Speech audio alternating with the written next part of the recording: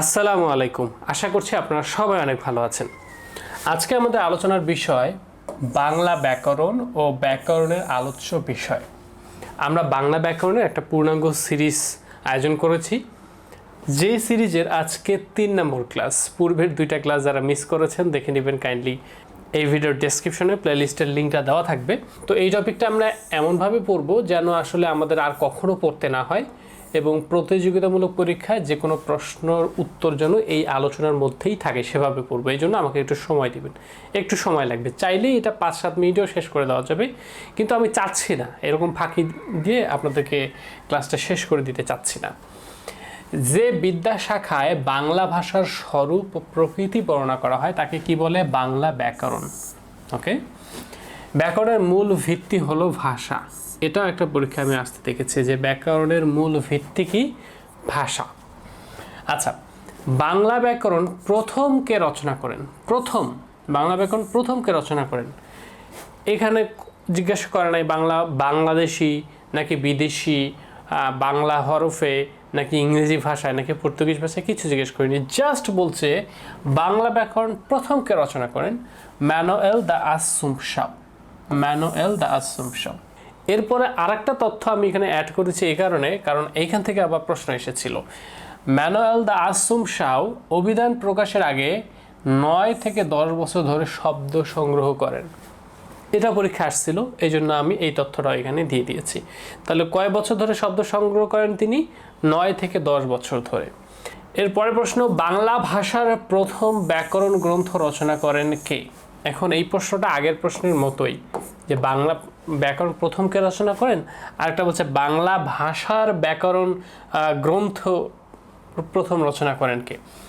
তো বিষয়টা একই, এটা নিয়ে কখনো বিভ্রান্ত বা কনফিউশনে থাকা যাবে না। ম্যানুয়েল দ্য আসুম্পশন উনি বাংলা ভাষার প্রথম ব্যাকরণ গ্রন্থ রচনা করেন।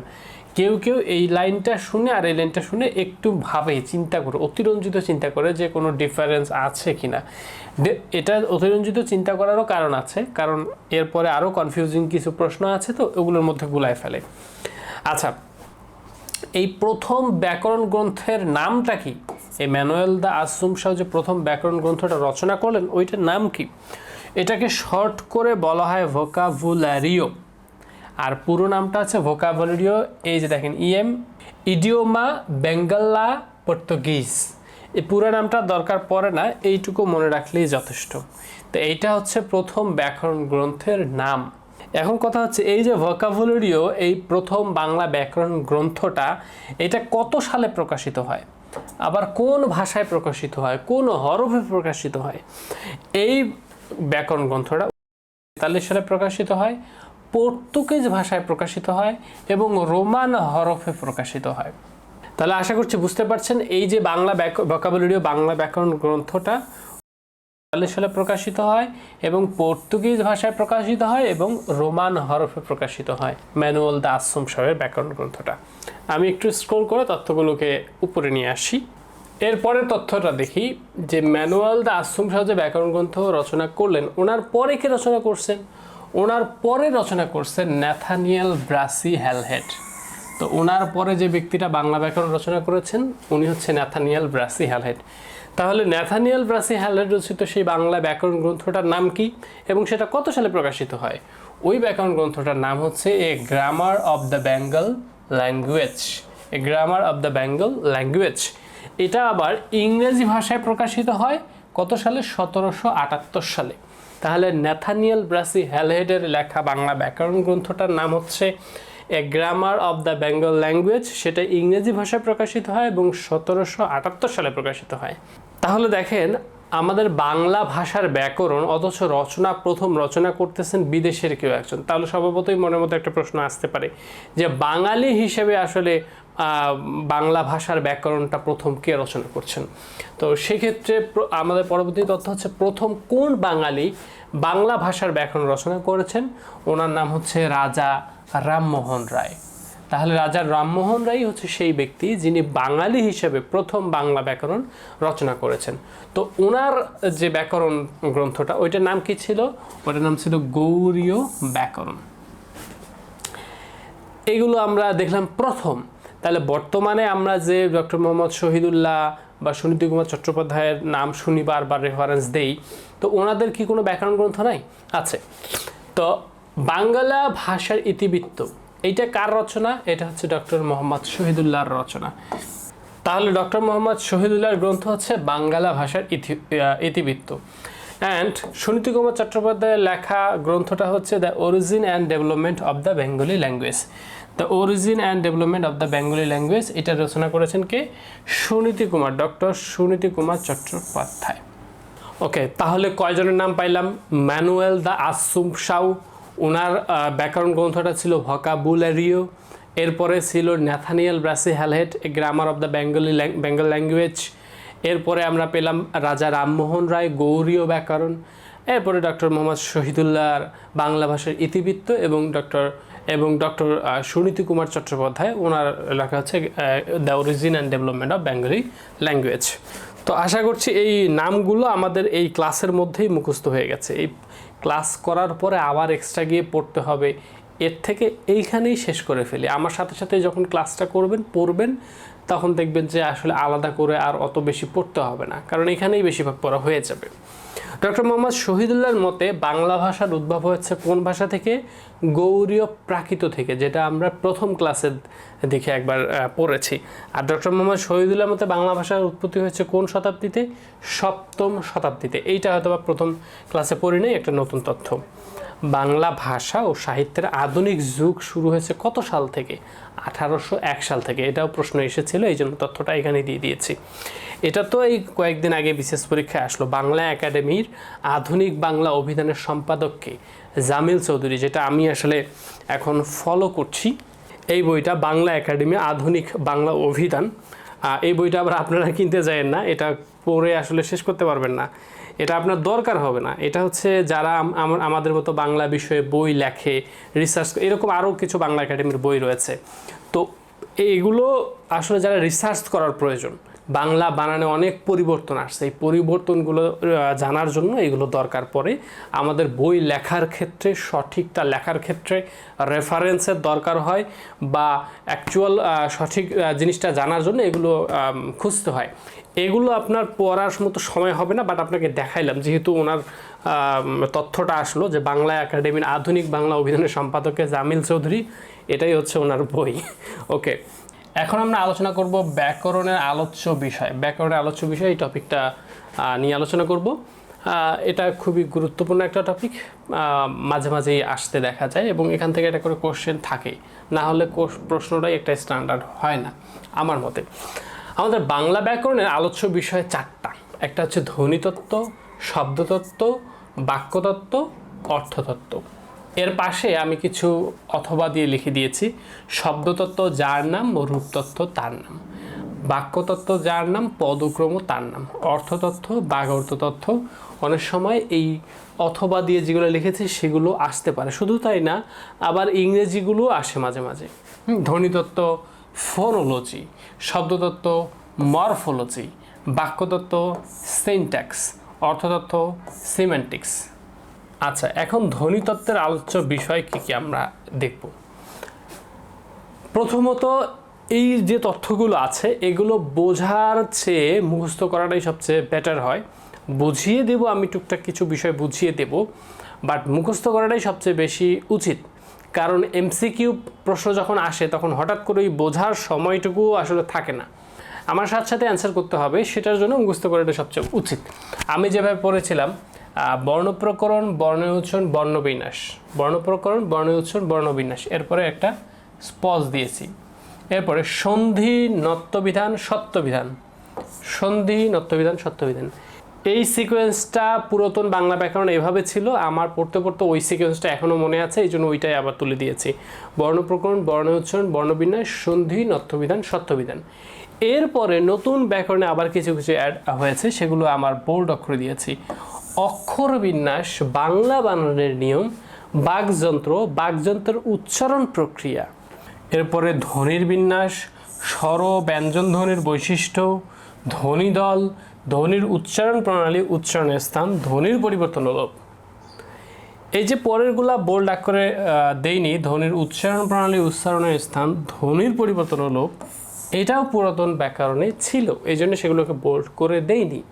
তাহলে পুরাতন বাংলা ব্যাকরণ এরকম ছিল: বর্ণপ্রকরণ, বর্ণ উচ্চারণ, বর্ণবিন্যাস, সন্ধি, নত্যবিধান, সত্যবিধান, ধ্বনির উচ্চারণ প্রণালী, উচ্চারণের স্থান, ধ্বনির পরিবর্তন হলো, এইভাবে ছিল। তার পরবর্তীতে মাঝখানে এইগুলো নতুন ব্যাকরণে এসেছে। এখন এইগুলো দেখে খুব সহজেই বোঝা যায় যে এগুলো ধ্বনিতত্ত্বের আলোচ্য বিষয়। এখন এখানে যেমন এই যে বর্ণ প্রকরণ রয়েছে, বর্ণ উচ্চারণ রয়েছে, বর্ণ বিন্যাস রয়েছে, এগুলো কেন আসলে ধ্বনিতত্ত্বেরই আলোচ্য বিষয় হলো? কারণ আমরা ধ্বনি যখন আমরা লিখতে যাই তখন কি লিখি? বর্ণ লিখি। তাহলে ধ্বনির লিখিত রূপ বর্ণ, তাহলে অবশ্যই বর্ণ সম্পর্কিত যে বিষয়গুলো রয়েছে সেগুলো ধ্বনিতত্ত্বেরই আলোচ্য বিষয় হবে, খুব স্বাভাবিক। এই জন্য বর্ণ প্রকরণ হোক, বর্ণ উচ্চারণ হোক, বর্ণবিন্যাস হোক, সব কিছুই ধ্বনিতত্ত্বের আলোচ্য বিষয়। এরপরে দেখেন সন্ধি। সন্ধিটা আবার কেন ধ্বনিতত্ত্বের আলোচ্য বিষয়? সন্ধি মানে হচ্ছে মিলন। তো কিসের মিলন হয়? ধ্বনিরই মিলন হয়। তাহলে অবশ্যই সন্ধিটা কোথায় আলোচিত হবে? ধ্বনিতত্ত্বে আলোচিত হবে। নত্যবিধান, সত্যবিধান মানে কি? নয়ের ব্যবহার, শয়ের ব্যবহার। ন শটা আবার কি? ন শটা বর্ণ। এই বর্ণটা কোথা থেকে আসছে? ধ্বনি থেকেই তো আসছে। ধ্বনির উচ্চারণই তো ন শ, নাকি? ন শ নিজেও তো একটা ধ্বনি। তাহলে নত্যবিধান, সত্যবিধান সেটাও আলোচিত হবে কোথায়? ধ্বনিতত্ত্বেই আলোচ্য বিষয় হবে। সো এইরকম অক্ষর বিন্যাস, অক্ষর কোত্থেকে আসছে? ধ্বনি থেকেই তো আসছে। বাংলা বানানের নিয়ম, বাংলা বানানের নিয়ম যদি আলোচনা করতে চাই তাহলে কি করতে হবে? ভেঙে ভেঙে আমাকে ওই ধ্বনি আনতে হবে, বর্ণ আনতে হবে, এনেই তো আমাকে বানানের নিয়মটা শেখাতে হবে। তাহলে অবশ্যই বাংলা বানানের নিয়মও কোথায় আলোচিত হবে? ধ্বনিতত্ত্বে আলোচিত হবে। বাকযন্ত্র, বাকযন্ত্র উচ্চারণ প্রক্রিয়া, এগুলো কেন ধ্বনিতত্ত্বে আলোচ্য বিষয়? কারণ বাকযন্ত্র মানে হচ্ছে কথা বলার যন্ত্র, হ্যাঁ, যেখানে আসলে আমাদের ধ্বনি উচ্চারিত হয়, যে যন্ত্রের মাধ্যমে যে যন্ত্রের সাহায্যে ধ্বনি উচ্চারিত হয়, তাহলে অবশ্যই বাকযন্ত্রটাও সেই ধ্বনিতত্ত্বেই আলোচিত হবে। হ্যাঁ, তো এইগুলো বিষয়ে আসলে এমনিতে একটু যদি বোঝার চেষ্টা করে নিজেও বুঝতে পারবেন যেগুলো কেন ধ্বনিতত্ত্বের আলোচ্য বিষয়। সব কিছু মুখস্থ করতে হয় এমন না, বাট পরীক্ষার সময় এই সেন্সগুলো অনেক সময় কাজ করে না। এই জন্য আমি আপনাকে বললাম যে আসলে এগুলো মুখস্থ করে নেন। হ্যাঁ, এখন দেখেন শব্দতত্ত্বের আলোচ্য বিষয়: শব্দের প্রকার, শব্দ গঠন, শব্দরূপ, শব্দের ব্যুৎপত্তি, প্রত্যয়, উপসর্গ, পদ, পদপরিচয়, লিঙ্গ, বিভক্তি, বচন, ধাতু, সমাস, এগুলো সব শব্দতত্ত্ব বা রূপতত্ত্বে আলোচিত হয়। এখন আপনি পড়বেন কিভাবে? আপনি এটা সিকোয়েন্স করে করে নেবেন। যেমন আমি কিভাবে করেছিলাম, আমি করেছিলাম শব্দের প্রকার, শব্দের গঠন, শব্দরূপ, শব্দের ব্যুৎপত্তি, একটা পজ, প্রত্যয়, উপসর্গ, পদপরিচয়, লিঙ্গ, পদ, পদপরিচয়, লিঙ্গ, এখানে একটা পজ, এইভাবে মুখস্থ করেছিলাম। বিভক্তি, বচন, ধাতু, সমাস, ক্রিয়া প্রকরণ, এভাবে ক্রিয়ার কাল পর্যন্ত দিতে পারেন। ক্রিয়া ও ক্রিয়াভাব সব কিছুই একই। বিভক্তি, বচন, ধাতু, সমাস, তারপর ক্রিয়া সম্পর্কিত যা আছে, হ্যাঁ, ক্রিয়া প্রকরণ, ক্রিয়ার কাল, ক্রিয়ার পুরুষ ও ভাব ইত্যাদি, এগুলো সব কিসের আলোচিত হয়? শব্দতত্ত্ব বা রূপতত্ত্বে। এরপরে নতুন ব্যাকরণে কি কি আসছে? বিশেষ্য, বিশেষণ, সর্বনাম, ক্রিয়া, ক্রিয়া বিশেষণ, শব্দ নির্মাণ প্রক্রিয়া এবং পদ নির্মাণ প্রক্রিয়া, এগুলো সব কিছু কোথায় আলোচিত হয়? শব্দতত্ত্ব বা রূপতত্ত্বে।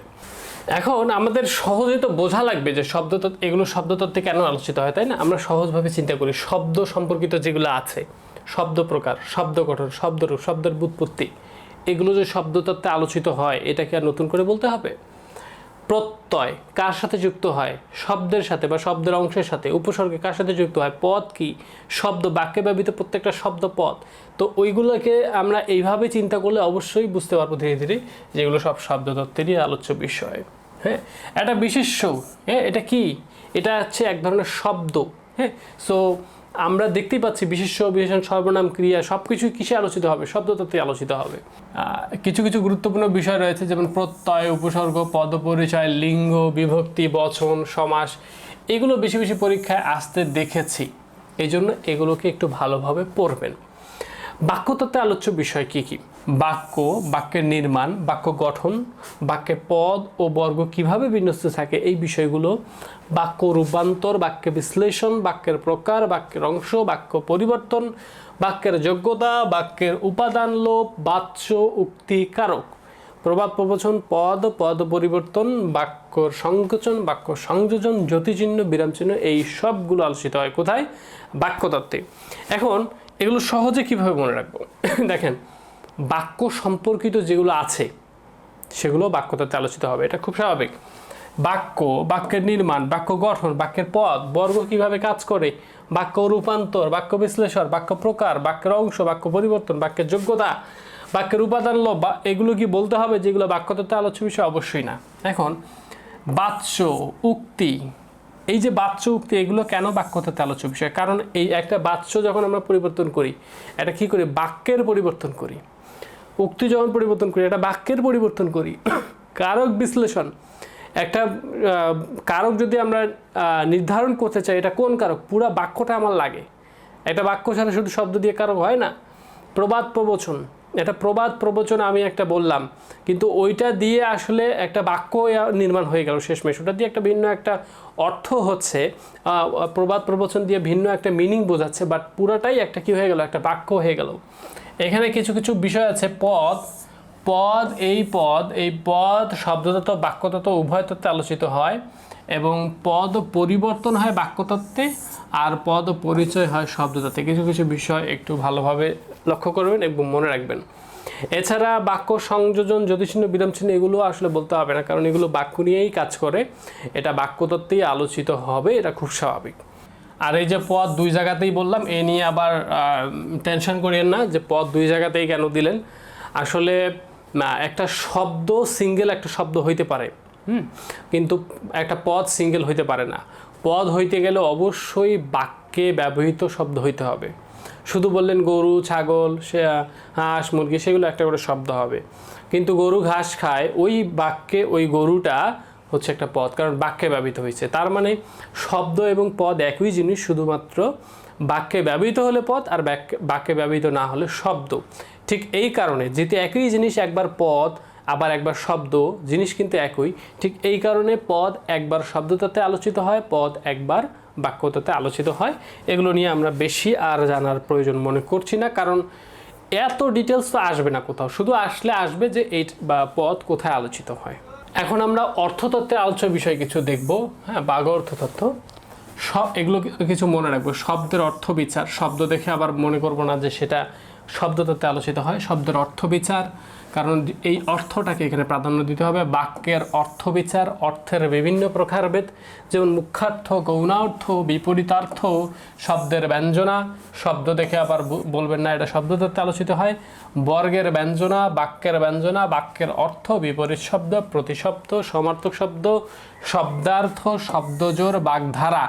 মোস্ট ইম্পর্টেন্ট, বাগধারা কোথায় আলোচিত হয়? অর্থতত্ত্বে। মনে রাখবেন, মনে রাখাটাই সবচেয়ে শ্রেয়, বেশি বুঝতে গেলে পরবর্তীতে কাজে আসবে না। কারণ আমাদের বাংলা ব্যাকরণ অনেক টপিক পড়তে হবে, ছোটোখাটো বিষয় নিয়ে বেশি মাথা ঘামালে আবার চলবে না। এখানে কিছু কিছু পরিবর্তন আমরা দেখতে পাচ্ছি, যেমন কারক আগে ছিল শব্দতত্ত্বে, এখন এই কারক বাক্যতত্ত্বে আলোচিত হয়। কেউ আবার বলবেন যে না, পূর্বের ব্যাকরণে যেটা ছিল ওইটাই রাইট, না, এরকম কিছু না। অনেক কিছুই তো চেঞ্জ হয়, যুগের সাথে সাথে চেঞ্জ হয় না, পরিবর্তন হয় না। এটা তো আর আল কোরআন না যে এটাই ফিক্সড, যা ছিল আগে তাই। এখন পরিবর্তন হয়েছে যেটা, সেটাকে গ্রহণ করবেন। কারক বাক্যতত্ত্বে আলোচিত হয়। হ্যাঁ, বাগধারা আগে ছিল বাক্যতত্ত্বে, এখন ওই বাগধারা অর্থতত্ত্বে আলোচিত হয়। তাহলে বাগধারা আগে ছিল বাক্যতত্ত্বে, এখন কোথায় আলোচিত হয়? অর্থতত্ত্বে। এই জন্য ওই যে গোল করে বললাম, এটা খুব ইম্পর্টেন্ট। পদ শব্দতত্ত্ব এবং বাক্যতত্ত্ব উভয় তত্ত্বেই আলোচিত হয়, কিন্তু পদ পরিচয় শব্দতত্ত্বে এবং পদ পরিবর্তন বাক্যতত্ত্বে আলোচিত হয়। এই কটা বিষয় একটু কনফিউজিং, তাই আমি হাইলাইট করে করে দেখাই দিলাম। আমরা এখন কিছু প্রশ্ন সমাধান করব। এতক্ষণ তো আলোচনা করলাম, টুকটাক প্রশ্ন সমাধান করতে হয়, না হলে পড়াশোনাটা কমপ্লিট হয় না। 19 বোর্ড ব্যাকরণ থেকে কিছু প্রশ্ন আগে সমাধান করি। ভাষার প্রকৃতি নিয়ে আলোচনা করে কোনটি? ভাষার প্রকৃতি নিয়ে আলোচনা করে ব্যাকরণ। অবশ্যই ব্যাকরণ হবে, কারণ বাক্যতত্ত্ব আলোচনা করবে না, অর্থতত্ত্ব আলোচনা করবে না, রূপতত্ত্ব আলোচনা করবে না। ভাষার প্রকৃতি নিয়ে বাক্যতত্ত্ব বলেন, রূপতত্ত্ব বা অর্থতত্ত্ব, এগুলো হচ্ছে ব্যাকরণের কোনো একটা বিষয় নিয়ে আলোচনা করতে পারে, কিন্তু ভাষার প্রকৃতি নিয়ে না। ভাষার প্রকৃতি নিয়ে আলোচনা করে শুধুমাত্র ব্যাকরণ। বাক্যতত্ত্ব হচ্ছে ব্যাকরণের একটা শাখা, একটা বাক্য সম্পর্কিত কিছু বিষয় নিয়ে আলোচনা করবো। অর্থতত্ত্ব এটাও একটা শাখা, এটাও ব্যাকরণের একটা কিছু বিষয় নিয়ে আলোচনা করবো। রূপতত্ত্ব এগুলো আমরা একটু আগেই তো আলোচনা করলাম, সো এটা নিয়ে আবার আলাদা করে ব্যাখ্যা করছি না। বাংলা ব্যাকরণ প্রথম প্রকাশিত হয় কত সালে? আমরা কিন্তু পড়েছিলাম, বাংলা ব্যাকরণ প্রথম প্রকাশিত হয় 1743 সালে, ম্যানুয়েল দ্য আসুম শাও। ইংরেজি ভাষায় লেখা যে বাংলা ব্যাকরণ, এটা রচনা করেছেন ন্যাথানিয়েল ব্রাসি হ্যালহেট। ওকে, ওনার বাংলা ব্যাকরণ গ্রন্থটার নামও কি মনে আছে? A grammar of the Bengal language. পরের প্রশ্ন, গৌড়ীয় ব্যাকরণের রচয়িতাকে? গৌড়ীয় ব্যাকরণের রচয়িতা রামমোহন রায়। উনি বাঙালি হিসাবে প্রথম ব্যাকরণ রচনা করেছিলেন। ভাষার ক্ষুদ্রতম উপাদান হচ্ছে ধ্বনি, এটা আমরা প্রথম ক্লাসেই এটা ক্লিয়ার করেছি। বাকযন্ত্র ব্যাকরণের কোন অংশে আলোচিত হয়? ধ্বনিতত্ত্বে। এটা কেন আলোচিত হয় সেটাও বলেছি। এরপরে প্রশ্ন, শব্দের অর্থ এবং অর্থ বৈচিত্র্য। যেহেতু অর্থ এবং অর্থ বৈচিত্র্য রয়েছে, সো অবশ্যই এটা অর্থতত্ত্বে আলোচিত হওয়ার সম্ভাবনা রয়েছে। আমরা পড়েছিলাম সিকোয়েন্সটা শব্দ গঠন, প্রত্যয়, উপসর্গ, পদপরিচয়, লিঙ্গ। আশা করছি মনে আছে। বাচ্য ও উক্তি, এটা অবশ্যই বাক্যতত্ত্ব হবে, কারণ যে বাচ্য এবং উক্তিটা তো বাক্যের পরিবর্তনের মধ্য দিয়ে হয়, সো বাক্যতত্ত্ব।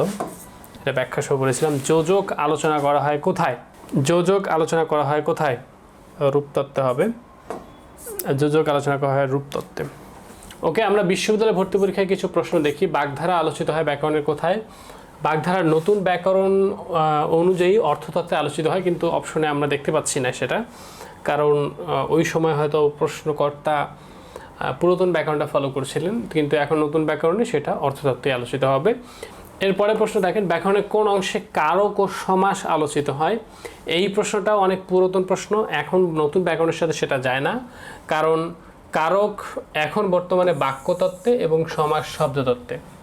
ওকে, আমরা পুরনো প্রশ্ন এই জন্যই দেখছি যে পুরনো ব্যাকরণের সাথে এখন ব্যাকরণের কীরকম পরিবর্তন এসেছে, এই জন্য আমরা পুরনো প্রশ্নগুলা সাথে অনেক কিছু মিল পাবো না। বাংলা ভাষায় প্রথম ব্যাকরণ রচনা করেন ম্যানুয়েল দ্য আসুম শাও। এই জন্য আমি চাকরি পরীক্ষার যে প্রশ্নগুলো, এগুলো সবসময় আপডেট রাখার চেষ্টা করেছি, কারণ চাকরি পরীক্ষা তো প্রতি সপ্তাহে সপ্তাহে হচ্ছে, সো লেটেস্ট প্রশ্নগুলো এনাফ, এগুলো পুরনো প্রশ্ন পড়ার কোনো প্রয়োজন হয় না।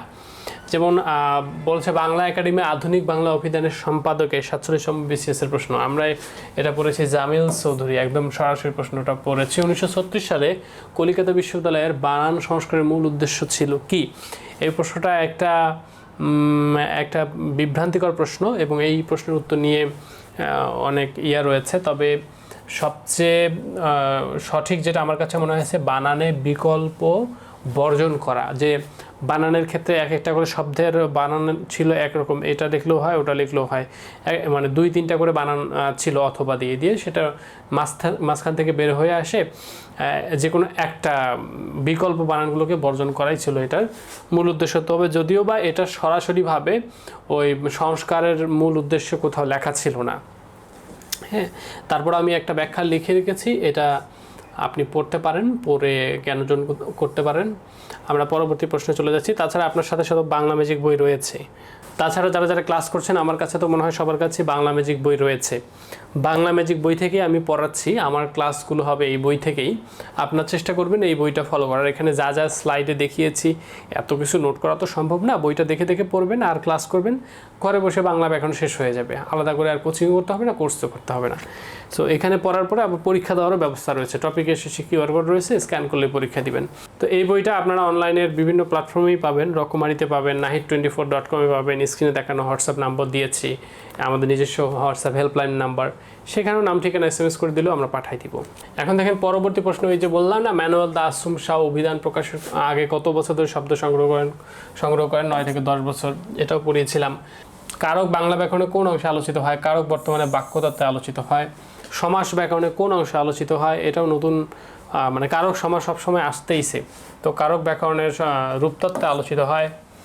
এরপরে ব্যাকরণের মূল ভিত্তিকে, এটাও আমি পড়েছিলাম, ব্যাকরণের মূল ভিত্তি ভাষা। এতক্ষণ ধরে যারা ক্লাসটা মনোযোগ সহকারে করেছেন তাদেরকে অসংখ্য ধন্যবাদ। আশা করছি এভাবে সিরিয়ালি আমরা যদি প্রত্যেকটা ক্লাস করতে পারি, বাংলা ব্যাকরণে আর কোনো টপিক বাকি থাকবে না। বাংলা ব্যাকরণ শেখার জন্য আলাদা কোথাও কোর্সও করতে হবে না, প্রাইভেটও পড়তে হবে না।